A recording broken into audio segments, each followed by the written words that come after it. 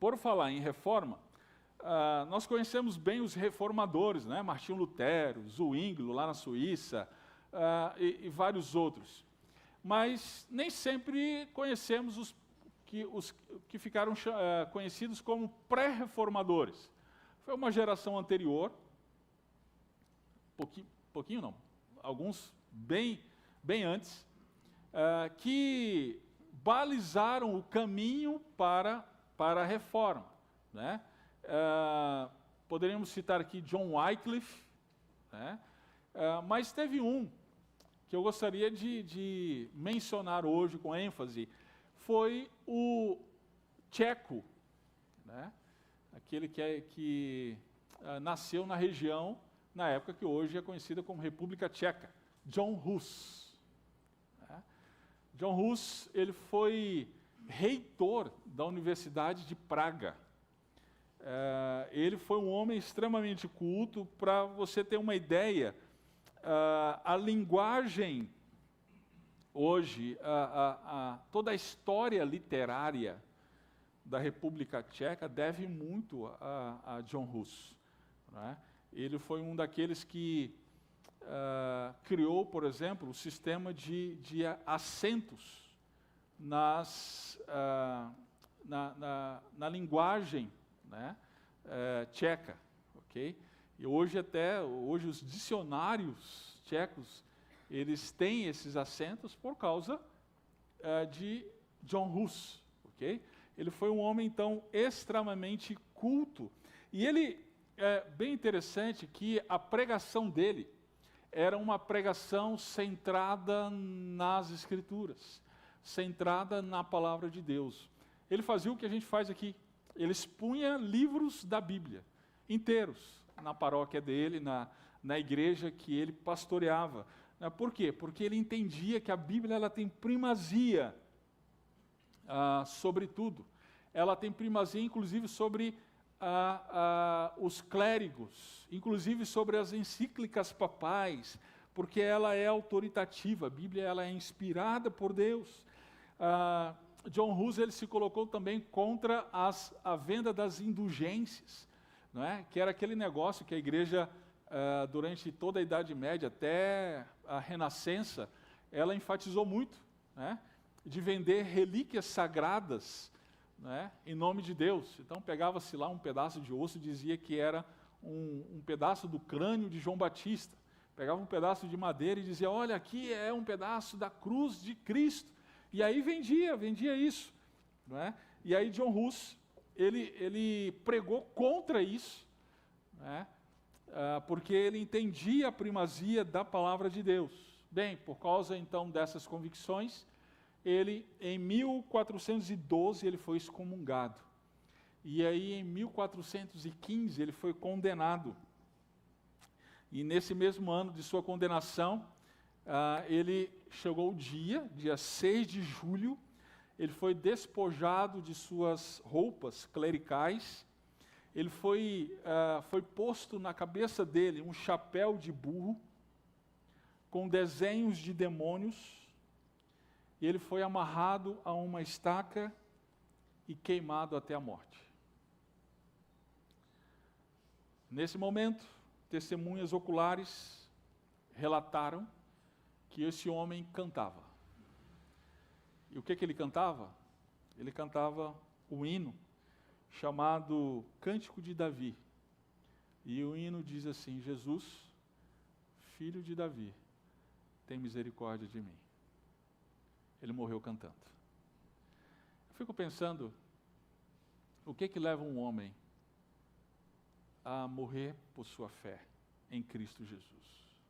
O que leva um homem a permanecer firme em face da morte? O que leva um homem a se manter firme em meio às chamas?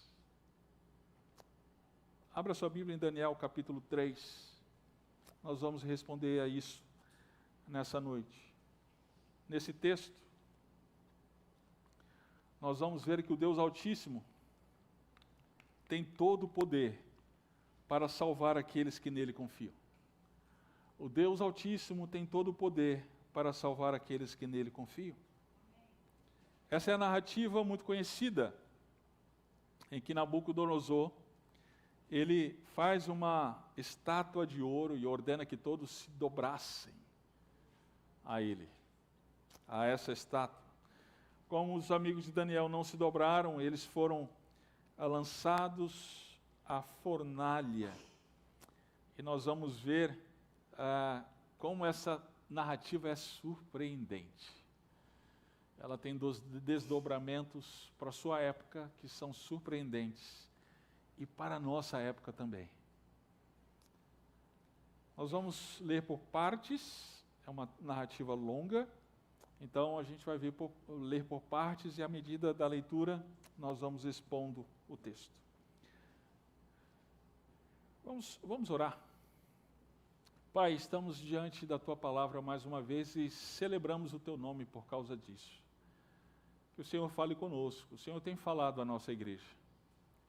O Senhor tem falado ao Teu povo, ministrado a nós a Tua vontade.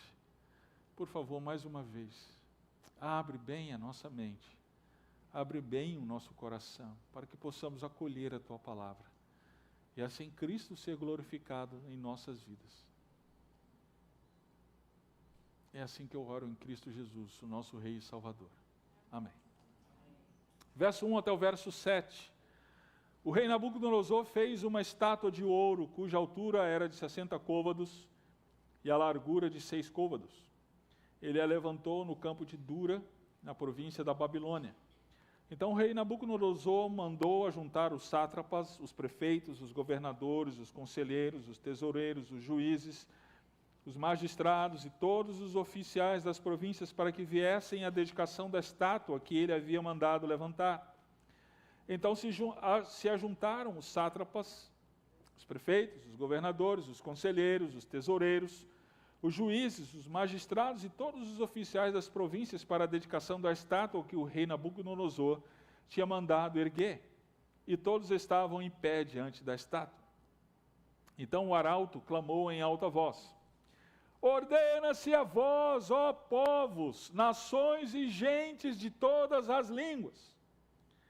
Logo que ouvides o som da trombeta, da flauta, da harpa, da cítara, do saltério, da flauta dupla e de todo tipo de música, vos prostrareis e adorareis a estátua de ouro que o rei Nabucodonosor ergueu. E qualquer um que não se prostrar e não a adorar, será lançado na mesma hora numa fornalha de fogo ardente. Portanto, no mesmo instante em que ouviram o som da trombeta, da flauta, da harpa, da cítara, do saltério, de todo tipo de música, todos os povos, nações e línguas, se prostraram e adoraram a estátua de ouro que o rei Nabucodonosor havia levantado. Amém. A morte é decretada para aqueles que não adoram os deuses. A morte é decretada para aqueles que não adoram os deuses. O rei, ele ergueu uma estátua de ouro de 60 côvados e a largura de 6 côvados. Isso significa que a estátua tinha 27 metros de altura.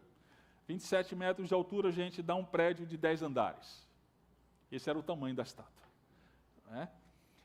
Lembre-se que no capítulo 2, Nabucodonosor tem um sonho. E no sonho, ele vê uma estátua. Ele era a cabeça de ouro da estátua.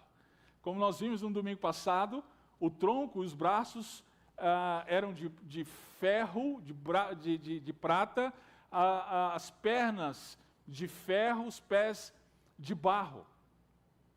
E nós vimos que isso significava as nações que seguiriam a Nabucodonosor depois do Império Babilônico, mas que essas nações iriam enfraquecendo, conforme vimos a substância de cada parte. Mas agora parece que Nabucodonosor, ele foi inspirado pelo sonho, e ele resolveu então fazer uma estátua, talvez semelhante ao sonho que ele teve, só que com um detalhe. Ele disse: no sonho só eu sou a cabeça? Pois agora eu vou fazer uma estátua de corpo inteiro que é de ouro. Parece que Nabucodonosor ele está desafiando Deus. Ele está desafiando o Deus do céu. Ele está dizendo: eu não sou só a cabeça, eu sou o corpo inteiro. E esse corpo inteiro vai durar para sempre.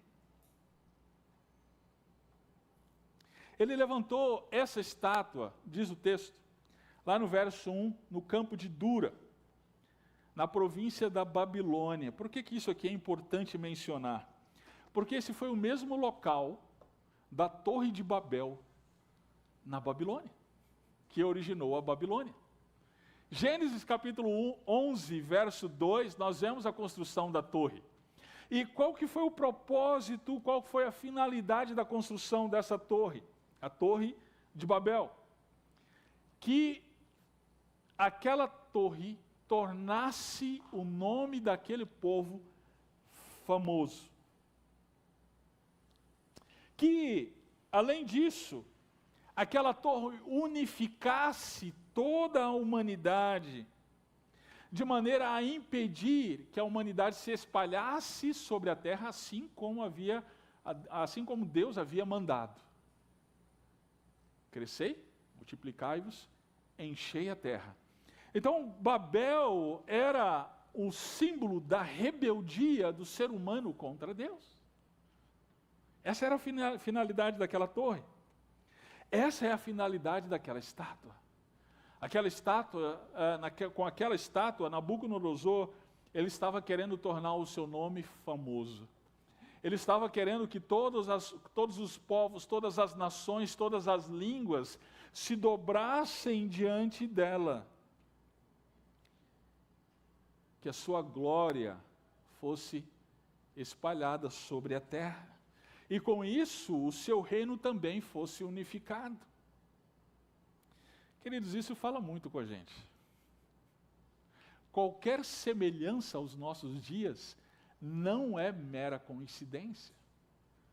Não é mera coincidência.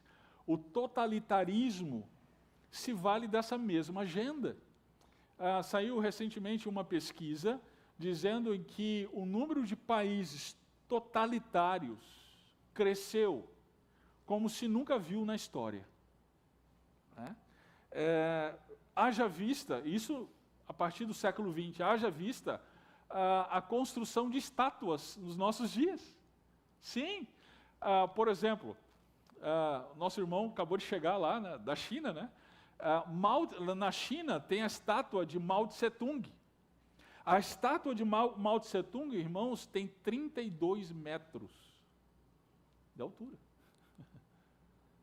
É maior que essa estátua de Nabucodonosor. Okay? Para que todos vejam, para que todos se dobrem. Poderia aqui mencionar também a estátua de Lenin, na antiga União Soviética, a estátua de Fidel em Cuba. Eu estive em Cuba e lá tem, na cidade de Santiago, o mausoléu de Fidel Castro. E nesse mausoléu de Fidel Castro, eles trocam a guarda de hora em hora. Sei lá se é para ele não levantar da tumba, né? Mas de hora em hora tem uma cerimônia de troca de guarda, né, para o mausoléu de Fidel Castro. Tamanha é a idolatria de toda uma nação em torno de um líder. E nesses países é interessante, queridos, que até se pode ter igrejas cristãs, até se pode ter, mas que essas igrejas, elas se mantenham submissas a essa religião chamada Estado. Que fique claro que elas estão em segundo plano, são subordinadas ao Estado. Queridos, a tolerância é para quem adora os deuses da nossa cultura, mas não para aqueles que adoram o único Deus. A tolerância é para aqueles que adoram aos falsos deuses. Queridos, hoje é imposto que a fé cristã, ela pode até acontecer, mas olha, é fórum íntimo. É coisa privativa, é coisa para você levar para casa e deixar lá fechadinha, sem que ninguém saiba. Sim, mesmo no Brasil de hoje, mesmo em nossa cultura ocidental, livre, democrática, nós experimentamos disso. Né? da intolerância da tolerância. Né? Por exemplo, para os estudantes, experimente você falar de design divino lá na sua aula de biologia, para você ver o que acontece. Experimente falar de heterossexualidade lá na sua empresa, quando você está tendo aquele curso que a empresa impõe que você esteja. Experimente falar sobre isso. Experimente chamar um deputado trans de senhor, ainda que você seja um general, para ver o que acontece com você. Como vimos essa semana.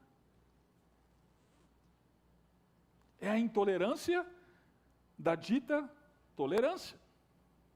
É exatamente isso que aconteceu aqui. Nabucodonosor chama a todos os... É interessante que aqui faz questão de dizer todos os povos. Ele chama todos os funcionários do governo, todos os oficiais do reino, para a dedicação dessa estátua.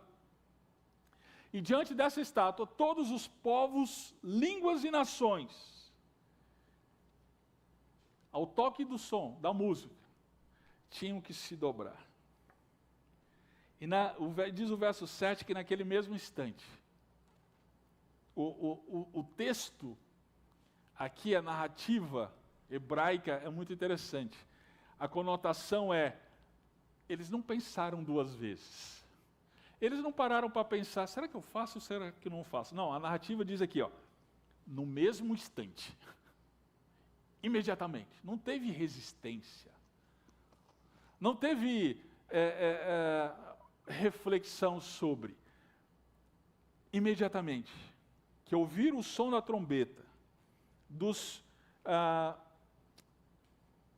de toda a música, todos os instrumentos, eles se prostraram e adoraram. Eu fico pensando aqui nas reações diante do decreto. Né? Foram frações de segundo, porque o texto, como eu mencionei, diz imediatamente. Então foram frações de segundo. Então eu fico imaginando aqui as reações. Primeiro foram os vislumbrados pelos deuses. Os vislumbrados pelos deuses do império. Eles olharam para aquilo e disseram, é isso que nos faz feliz. É isso que nos faz babilônicos. É isso que nos faz o maior, o melhor império do mundo. É isso que nos traz toda a alegria, que traz toda a satisfação, que nos traz o estilo de vida. Então é isso que nós vamos adorar. Esse é o Deus que nos deu tudo. Então, imediatamente, se prostraram. Mas teve também uns pragmáticos, né? Eu tenho certeza que sim. Sabe o que é o pragmático? O pragmático é aquele que pensou assim, quer saber? Um Deus a mais, Deus a menos. O que é que tem? Eu vou me dobrar mesmo. Né? Eu não sei se ele existe, podia ser até o pragmático agnóstico, né? Eu não sei se existe, eu não sei se não existe, mas eu vou adorar. Né? Eu acho que houve também os judeus infiéis. O judeu infiel era aquele que pensou assim, eu sei que esse é um Deus falso, eu sei que existe o Deus verdadeiro e não é esse, mas se eu não fizer, a minha vida corre perigo, a vida da minha família corre perigo. Quer saber? Deus vai me perdoar. Eu vou ser um seguidor de Yahvé no meu coração. No meu coração. Porque o que Deus quer é o coração, não é a forma externa. Né? Então, eu vou adorar esse Deus, eu vou me prostrar a esse Deus. Mas só o meu corpo, a minha alma não. Meu coração não.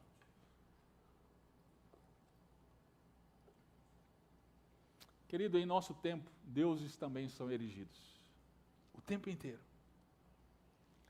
E o tempo inteiro nós somos levados a ouvir a música tocar e o arauto dizer, prostre-se. O tempo inteiro. A busca por dinheiro. o estilo de vida em que as pessoas sacrificam saúde, sacrificam casamento, sacrificam filhos, só para ter mais. Jesus, no Sermão do Monte, em Mateus capítulo 6, chamou isso de Deus. Isso é um falso Deus, isso é mamon. Existem aqueles que se prostram diante desse falso Deus. A ânsia dos nossos dias pelo bem-estar, isso também é um ídolo. Isso também é um falso Deus. A nossa cultura tem cultuado o bem-estar. Eu devo ser, ter, fazer e buscar tudo que me faz sentir bem. Mas aquilo que não me faz sentir bem, isso eu descarto. E aí a lista é extensa. A lista é extensa, né? Por exemplo, uma gravidez não planejada. Essa gravidez deve ser interrompida, porque ela não vai me fazer bem. É assim que as pessoas pensam. E é por isso que tem toda a discussão sobre aborto no nosso país, não só no nosso país, mas no mundo inteiro. Até mesmo o gênero, ele pode ser mudado na perspectiva da nossa época, porque se isso não me faz sentir bem, então eu vou ser o que me faz sentir bem. O casamento, ele pode ser terminado se ele não me faz bem. O lazer, ele é posto em altíssima prioridade, por quê? Porque o lazer sim me faz bem. Ídolo. É o ídolo da nossa época, que o tempo inteiro estamos ouvindo a música e dizendo, prostre-se. O romance é um outro ídolo da nossa época. Sabe eu me refiro àquela paixão avassaladora que é cultuada em músicas sertanejas e, me desculpe a palavra, avacalhada por músicas chamadas sofrência nos nossos dias. Né? Uma paixão que faz com que as pessoas deixem suas famílias e partam em busca de uma aventura. E ainda assim justificam a sua ação dizendo, é que a paixão me pegou. Eu não pude fazer nada. Às vezes até mesmo o ídolo pode ser o culto a coisas até boas. Sim, né? Em muitas ocasiões nós somos tentados a nos curvar a coisas que são boas, por exemplo, casamento, filhos, trabalho, são coisas boas. Mas quando assumem o lugar de Deus, se tornam em ídolo. Quando nós erigimos altares a coisas boas, quando nós dizemos que essas coisas são a nossa alegria, a nossa satisfação, essas coisas se tornaram o nosso ídolo. Quer ver um teste? O que você não poderia viver se não tivesse? Pensa aí. Se eu perder o meu marido, eu morro. Se eu perder a minha mulher, eu já não sou mais ninguém. Olha, se eu perder o meu emprego, acabou a minha vida. Eu nunca vi ninguém dizer assim, se eu perder a minha sogra. Né? Sogra, não sei porquê, nunca se torna ídolo de ninguém. Mas pode ser que sim. Né? Pode ser que sim. Se você responde a essa pergunta em relação a alguma coisa, aquilo lá se tornou um ídolo. Existem casais em que o filho se tornou o ídolo. O casal, ele vive em torno da criança, ele vive em torno do filho. Se aquele filho, de alguma forma, não está mais, de repente cresceu, formou uma outra família, acabou o casamento. Por quê? Porque o casal viveu em torno da criança. Perceba, tantas e tantas coisas que se colocam como ídolos para nós. E a música é o tempo inteiro tocada. E o arauto o tempo inteiro está bradando, prostre-se, prostre-se. E assim como naquela época tem aqueles vislumbrados, né? Sim, esse é o que me faz feliz. Aí eu adorarei. Assim como naquela época também tem os pragmáticos. Quer saber? Mais um ídolo, mais um outro. Eu vou é na onda. Eu vou nessa. Mas também tem os infiéis. Também tem aqueles que se dizem cristãos. Também tem aqueles que professam a fé em Jesus, mas na hora do vamos ver, ele diz, Deus quer o meu coração. É aquele que ninguém sabe que ele é crente lá na escola. Só Deus. E às vezes ele nem comunicou para Deus. É aquele que no trabalho não faz diferença nenhuma em termos de posicionamento ético, moral. Aquele que na família não faz diferença nenhuma, ou melhor, é até pior. São aqueles que têm se dobrado a falsos ídolos. Qual tem sido a nossa reação diante do som das trombetas que nos ordenam a nos inclinar? Qual tem sido a sua reação?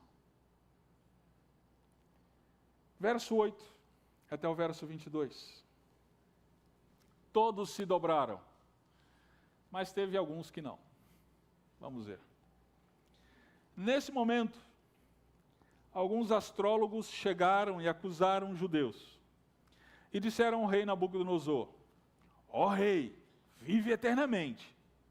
Ó rei, tu decretaste que todo homem que ouvisse o som da trombeta, da flauta, da harpa, da cítara, do saltério, da flauta dupla e de todo tipo de música, se prostraria e adoraria a estátua de ouro.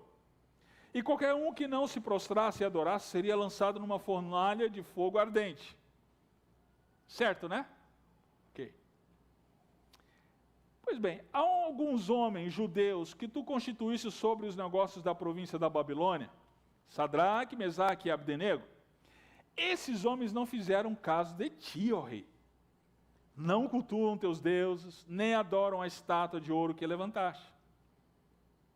Então, Nabucodonosor, na sua ira e fúria, mandou chamar Sadraque, Mesaque e Abdenego. Logo esses homens foram trazidos à presença do rei.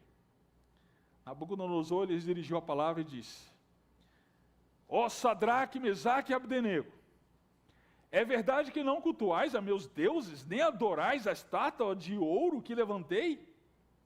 Pois agora se estáis prontos, quando ouvirdes o som da trombeta, da flauta, da harpa, da cítara, do saltério, da flauta dupla e de todo tipo de música, para vos prostrardes e adorardes a estátua que fiz, será melhor fazê-lo. Mas se não a adorardes, sereis lançados na mesma hora numa fornalha de fogo ardente. E quem é esse Deus que vos poderá livrar das minhas mãos? Sadraque, Mesaque e Abdenego disseram ao rei, ó Nabucodonosor, não precisamos responder-te sobre isto. O nosso Deus, a quem cultuamos, pode nos livrar da fornalha de fogo ardente. E ele nos livrará da tua mão, ó rei. Mas, se não, fica sabendo, ó rei, que não cultuaremos teus deuses, nem adoraremos a estátua de ouro que levantaste.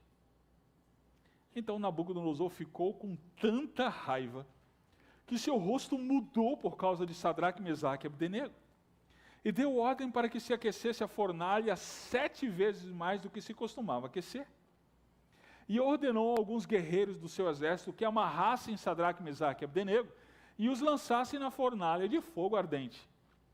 Então eles foram amarrados, vestidos de seus mantos, suas túnicas, seus turbantes e demais roupas, e foram lançados na fornalha de fogo ardente. A ordem do rei era tão urgente, e a fornalha estava tão quente, que a chama do fogo matou os homens que carregavam Sadraque, Mesaque e Abdenego. Estes 3, Sadraque, Mesaque e Abdenego, caíram amarrados dentro da fornalha de fogo ardente. Os servos do Deus Altíssimo confiam suas vidas a Ele e se mantêm fiéis a despeito do risco de morte. Os servos do Deus Altíssimo confiam suas vidas a Ele e se mantêm fiéis a despeito do risco de morte.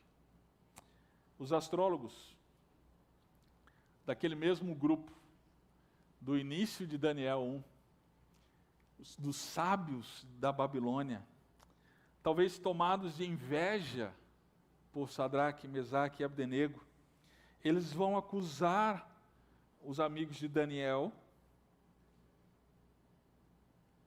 para o rei Nabucodonosor. Aqui a gente pergunta, onde é que estava Daniel, hein?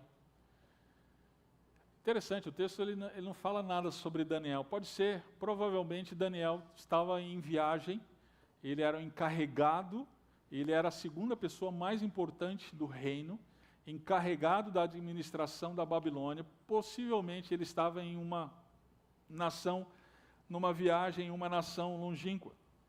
E ficou sabendo do que aconteceu quando voltou. Mas o fato é que os amigos dele ficaram e foram acusados. Eles foram acusados de uma tripla acusação.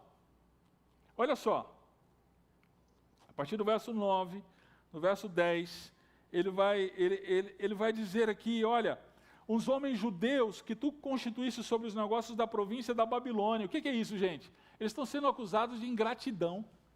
Olha só, eles foram postos por tu, ó rei, para serem encarregados de tudo. Olha como é que eles devolvem. Olha como que eles agradecem. Então eles são acusados de ingratidão. Eles são acusados também de rebeldia. Eles dizem, olha, eles não fizeram caso de ti. Rebeldia. E o que é bem interessante também, olha o final do verso 12. Eles não cultuam teus deuses, nem adoram a estátua de ouro que levantaste. Eles são acusados, sabe do quê? Ateísmo. Olha, esses são ateus. Queridos, quando nós não nos dobramos diante dos deuses da nossa época, nós somos acusados de ingratidão, nós somos acusados de rebeldia, e nós somos acusados de ateísmo. Você não acredita nesses deuses? Como assim? O fato é que Nabucodonosor ficou irado, furioso, mandou chamá-los. É interessante que o rei ele não pergunta, né? Ele simplesmente já coloca a situação. É o seguinte, a música vai tocar de novo. E aí se prostrem.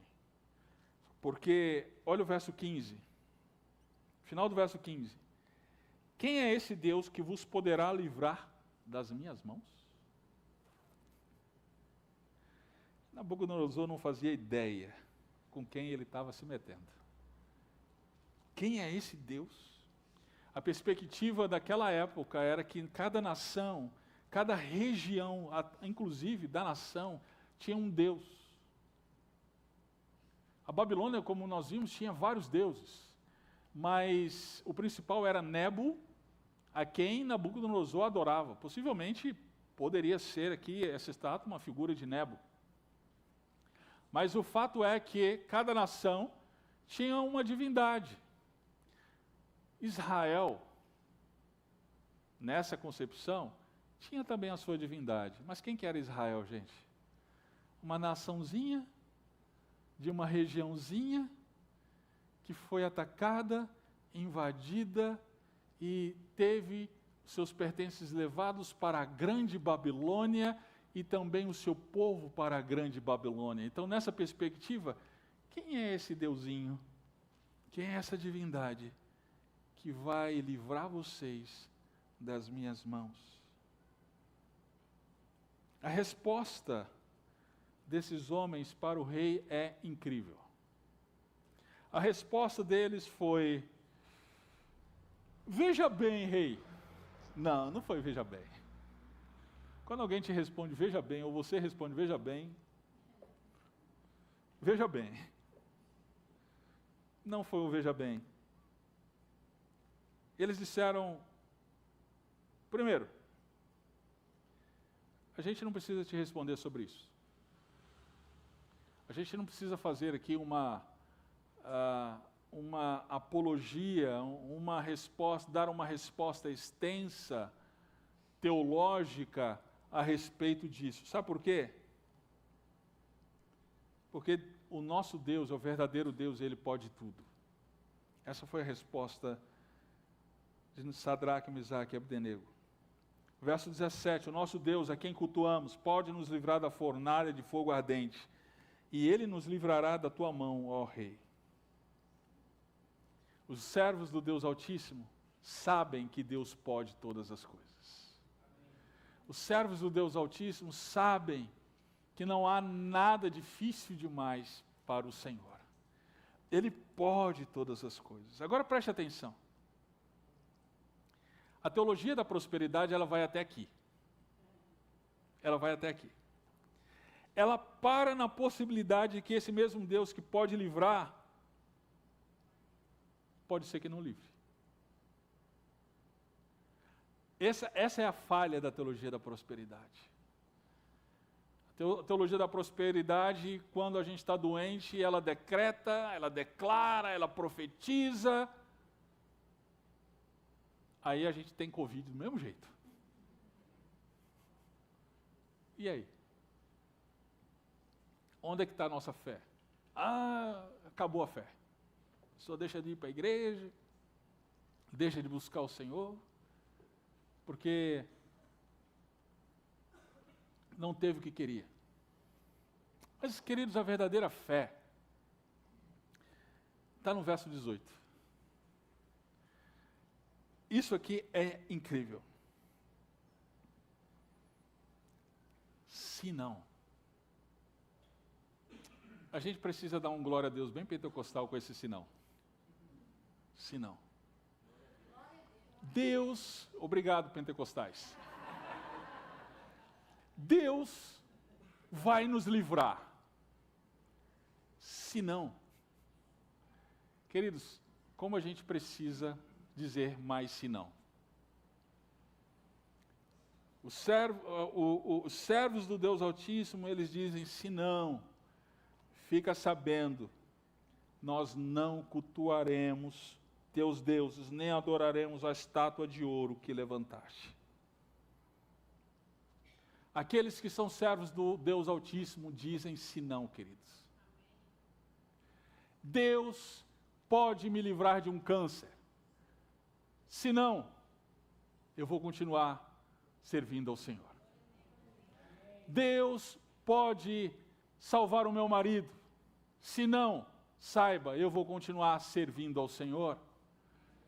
Deus pode salvar o meu filho que está nas drogas. Se não, saiba, eu vou continuar servindo ao Senhor. Como nós precisamos de crente se não hoje? Você é um crente se não?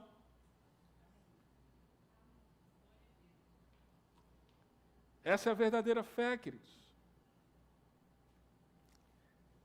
Agora, quando você diz se não, se prepare. Se prepare. Porque pode ser que Deus te livre. Mas pode ser que não. E tem um comentarista que ele diz o seguinte: quando nós ficarmos de pé para os ídolos da nossa época, é melhor nos preparar para enfrentar a sua ira. Verso 19, Nabucodonosor ficou com tanta raiva que o seu rosto mudou por causa de Sadraque, Mesaque e Abdenego. E ele deu ordem para que a fornalha se aquecesse 7 vezes mais. Querido, Nabucodonosor ele não sofreu um infarto ali. Deus não fulminou Nabucodonosor. A fornalha foi aquecida. E os servos do Deus Altíssimo foram lançados na fornalha. Dizer o senão, ela ativa a ira dos idólatras. Quando nós nos mantemos fiéis, e aqui está a perseverança dos santos, que nos faz estar dispostos a perder até mesmo a própria vida, a adorar outros deuses. Estes, queridos, são aqueles que não relativizam a fé. Estes são aqueles que se mantêm fiéis lá na escola, na faculdade, quando correm o risco de serem ridicularizados aonde estão. Eles sabem que Deus pode livrá-los, mas eles dizem aos seus professores e colegas, se não, mesmo que o Senhor não me salve, não me livre, saibam que eu vou permanecer fiel ao Deus vivo.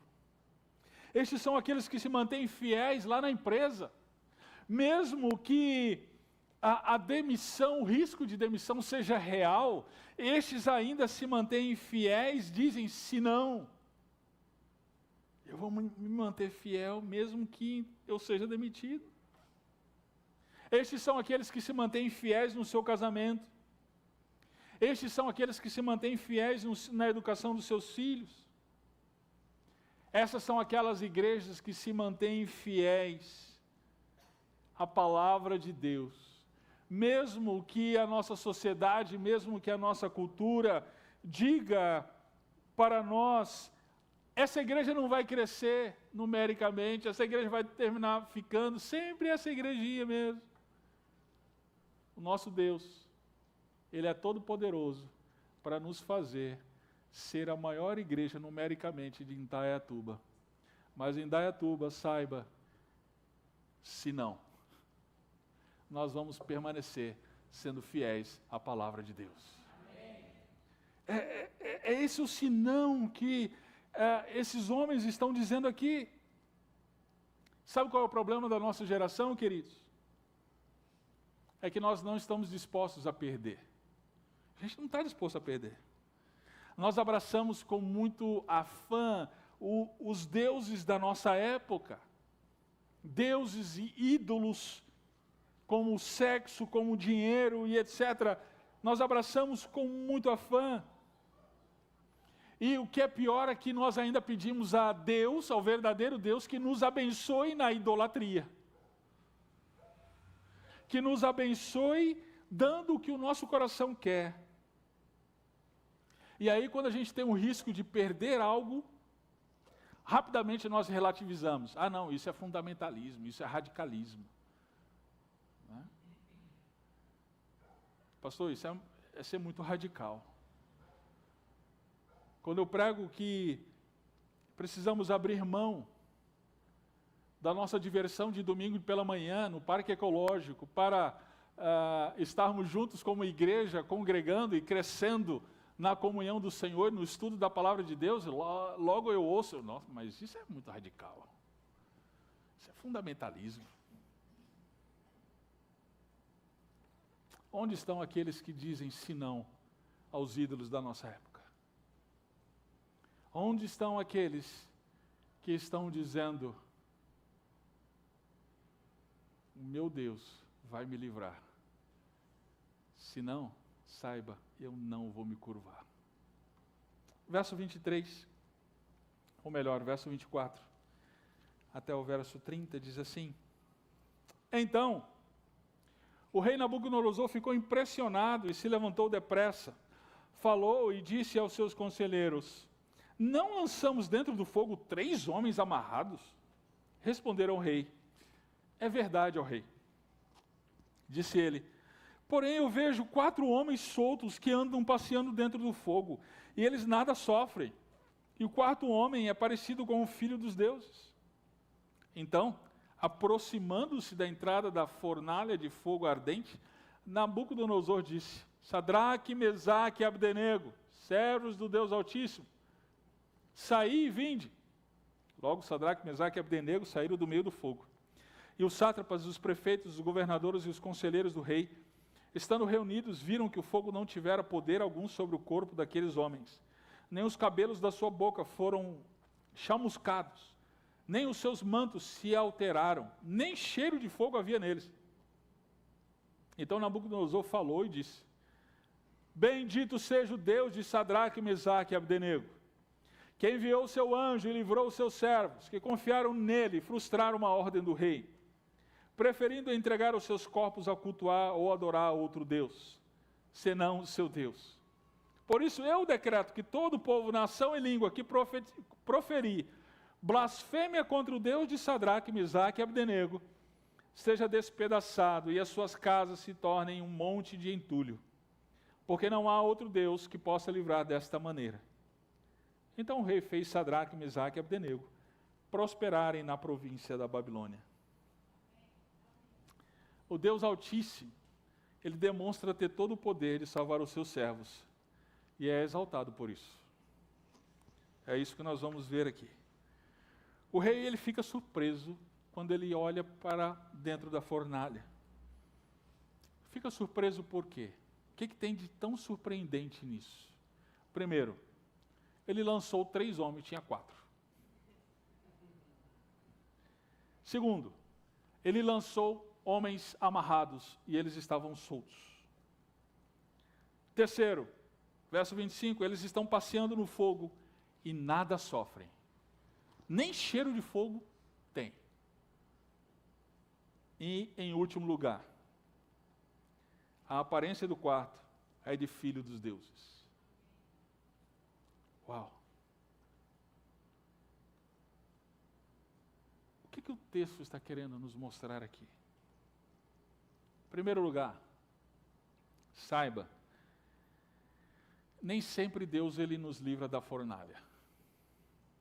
Nem sempre. Às vezes, nós passamos por fornalhas. Nós passamos por fornalhas. Eu entendo isso. E eu passei já por muitas nessa vida. São sofrimentos. Quando nós dizemos se não, meu querido, nós enfrentamos situações que nos trazem muitas lágrimas. Mas sabe de uma coisa? Deus, o nosso Deus, é o Deus Emanuel, que quer dizer Deus conosco. Ele está conosco na fornalha. Ele passa conosco. Ele está conosco nos momentos de aflição. Ele está conosco nos momentos de dor, de lágrimas. Ainda que o nosso coração sinta que estamos sozinhos. Meu caro, não estamos. A promessa de Deus para cada um de nós é: eu estarei convosco todos os dias, até a consumação dos séculos. Cristo prometeu isso para nós. E é isso que ele faz. Ele passa conosco em meio às aflições. Meu querido, você que está derramando lágrimas em sofrimento por alguma situação, saiba, o Senhor está com você. O Senhor é Deus Emanuel. Ele está junto com você, passando com você em meio às aflições. Segundo lugar, a pergunta é, você já deve estar com essa pergunta na cabeça: quem é esse quarto homem? Quem é esse quarto homem? Bem, 2 possibilidades. Ou era um anjo, Nabucodonosor fala que era um anjo, mas Nabucodonosor a gente não pode dar muita moral para ele, né? Mas ele disse que era um anjo. Ou era o anjo. No Antigo Testamento, existem situações em que se manifestam o anjo do Senhor. Quando esse artigo definido estiver antes da palavra anjo, o anjo, saibam, isto é uma cristofania, ou seja, uma manifestação do Cristo pré-encarnado. Pode ser que seja. Pode ser que seja. O texto ele deixa a gente na expectativa. Ele não responde a essa pergunta. Se o texto não responde, eu também não vou responder. Desculpa. Né? Mas, amém, amém, amém. Mas eu gostaria de levar você a pensar em algo. Além disso, permita fazer essa pergunta. Quem sou eu e você nessa narrativa? A narrativa, seja lá ela qual for, ela nos dá o convite desse exercício de reflexão, né? A gente se identifica. Quando a gente vê, por exemplo, uma novela, não é? A gente pensa, puxa, eu faria isso se fosse no lugar do fulano, né? A narrativa ela tem essa possibilidade. Então, essa é uma dessas narrativas. Quem é você nessa narrativa? Bem, deixa eu colocar algumas possibilidades. Talvez você esteja se colocando no lugar da quarta pessoa. Não, querido. Você não seria essa quarta pessoa. Eu sei que tem gente hoje que está se colocando no lugar daquela quarta pessoa, né? E nós temos a tentação de fazer isso. Não, descarte logo isso. Não, definitivamente não somos.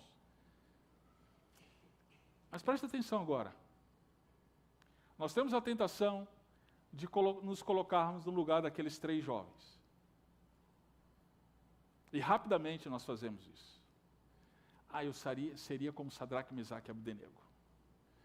Eu seria um que diria, se não. Eu me coloco fiel ao Senhor. E eu morro mesmo. Se for preciso, eu morro pelo Senhor. Querido, deixa eu dizer uma coisa para você. A minha impressão, e é muito forte, é que nós seríamos aqueles que estão de fora da fornalha. Nós flexibilizamos a nossa fé. Nós nos prostramos diante de falsos deuses, falsos ídolos. E nós estamos olhando para aqueles que estão lá dentro e dizendo, fundamentalistas, radicais. Que absurdo. É ou não é? Nós somos super crentes no domingo à noite. Mas na segunda-feira de manhã, quando o chefe fala para a gente não falar de Jesus no trabalho, o que é que a gente faz? Nós somos super crentes no domingo à noite. Mas quando uma filha comete aborto, logo a gente começa com um discurso.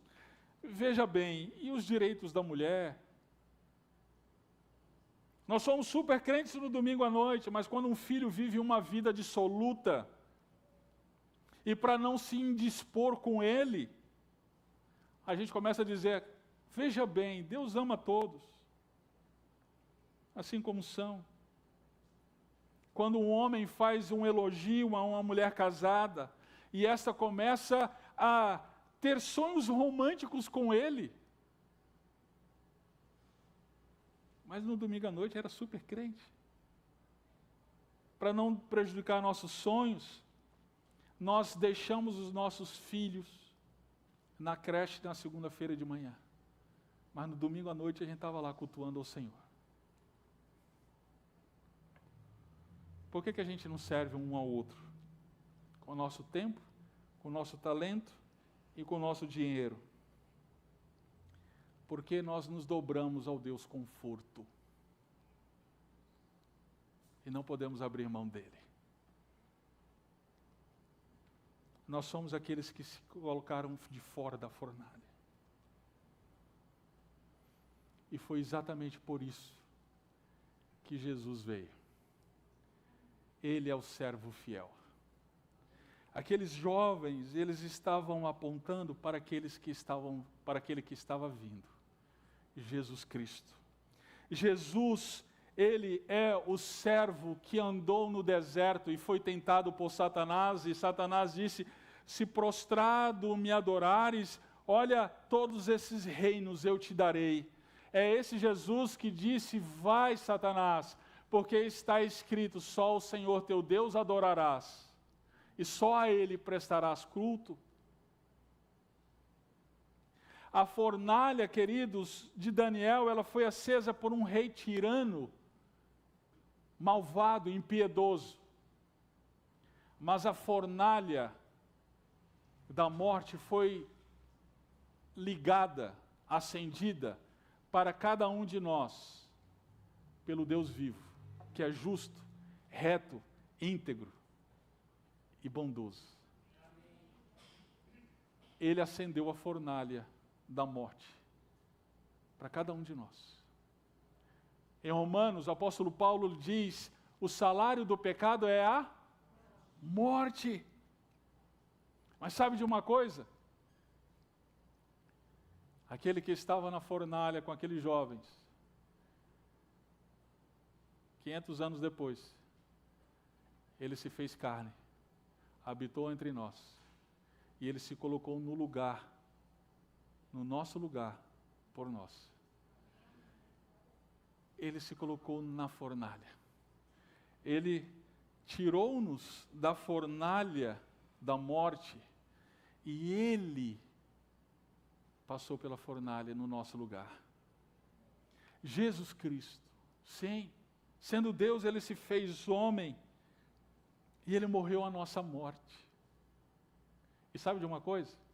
Aqueles homens, eles estavam na fornalha, mas eles estavam com Deus. Deus estava lá. Jesus, ele se colocou na fornalha da cruz, mas ele estava sem ninguém. O Pai o abandonou. Jesus disse: Pai, por que me abandonaste? O Pai o abandonou porque ele carregou o meu pecado e o teu pecado, meu irmão. Porque a culpa que estava sobre nós estava no Cordeiro naquele momento da cruz. Jesus Cristo, ele estava recebendo do Pai todo o castigo que nos cabia. E por causa do sacrifício dele, nós somos aceitos por Deus. Nós não estávamos naquela fornalha. Estávamos de fora, adorando a falsos deuses. Mas o Senhor Jesus Cristo, ele nos resgatou. Ele se colocou no nosso lugar. E ele morreu a morte que estava destinada a cada um de nós. E diante do sacrifício de Cristo, quando nós confiamos nele e unicamente nele, na morte dele, na ressurreição dele, queridos, o Espírito Santo, ele trabalha em nós de tal maneira que o nosso caráter, ele passa a ser como o caráter do nosso Mestre, o caráter do nosso Senhor Jesus Cristo. Ele é construído em nós, de tal maneira, então, que nós podemos, então, diante dos falsos deuses, aí sim, dizer, se não, mas por causa de Cristo. Eu não posso deixar vocês hoje sair daqui dizendo, seja fiel, como os amigos de Daniel. Querido, isso é impossível. Eu estaria sendo moralista se eu dissesse isso. Mas eu quero que você saia daqui nesta noite, confiando naquele que foi fiel por você. Eu quero que você saia daqui nesta noite, renovado na sua confiança, no sacrifício de Cristo Jesus, pela sua vida. Por causa da fidelidade dele, nós temos os nossos pecados perdoados. Por causa dos pecados, por causa da fidelidade dele, nós temos redenção. E aí sim, nós somos feitos servos do Deus Altíssimo, que não nos dobramos aos ídolos da nossa época. Nabucodonosor, ele termina o texto, enaltecendo ao Deus de Nabuco, ou melhor, de Sadraque, Mesaque e Abdenego. No verso 28, ele diz, bendito seja o Deus de Sadraque, Mesaque e Abdenego. Não pense que Nabucodonosor, não se engane, não pense que ele se converteu aqui. Porque ele não disse, bendito seja o meu Deus. Ele diz, bendito seja o Deus deles. Mas ainda assim, ele se curvou ao verdadeiro Deus. Ele se curvou ao Deus vivo que pode todas as coisas. Mas ele diz, eles confiaram no Deus vivo, no Deus Altíssimo, a ponto de frustrar a ordem do rei. Meu querido, nós vemos aqui, no final do texto, uma disposição que é muito interessante. Sofrimento por causa da fidelidade ao Senhor.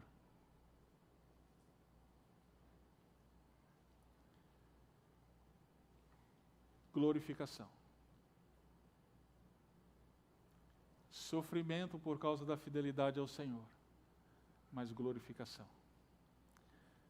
Jesus Cristo, ele passou por isso. Ele sofreu por fidelidade ao Senhor. Filipenses capítulo 2. Mas ele foi glorificado. Nós estudamos aqui 1 Pedro. Como crentes no Senhor Jesus, nós somos também levados a isso. Nesta vida, esteja disposto a abraçar o sofrimento. Não o sofrimento que você causa por causa do seu próprio pecado, mas o sofrimento por causa de Cristo Jesus. Mas saiba que esse sofrimento ele é temporário. Porque virá o tempo em que você será, juntamente com o nosso Senhor Jesus Cristo, premiado, galardoado. O Senhor Jesus Cristo será exaltado e não haverá mais dor, não haverá mais lágrimas, não haverá mais tristeza. Assim como aconteceu com os jovens amigos de Daniel. O Deus Altíssimo, ele tem todo o poder para salvar aqueles que nele confiam. Você tem confiado no Senhor? A despeito de qualquer situação? Confie naquele que se colocou na cruz por você. Confie naquele que se colocou na fornalha por você. Jesus Cristo. Que a sua confiança esteja nele, tão somente nele. Seja lá qual for a situação. Deixe o resto com ele. Deixe o resto com ele. Ele vai te salvar. Seja da fornalha ou na fornalha. Seja sobrevivendo à fornalha, seja morrendo na fornalha. Ele vai te salvar. Porque ele honra a sua palavra. Porque ele vê em você o sangue de Jesus Cristo, o nosso Senhor. Vamos orar.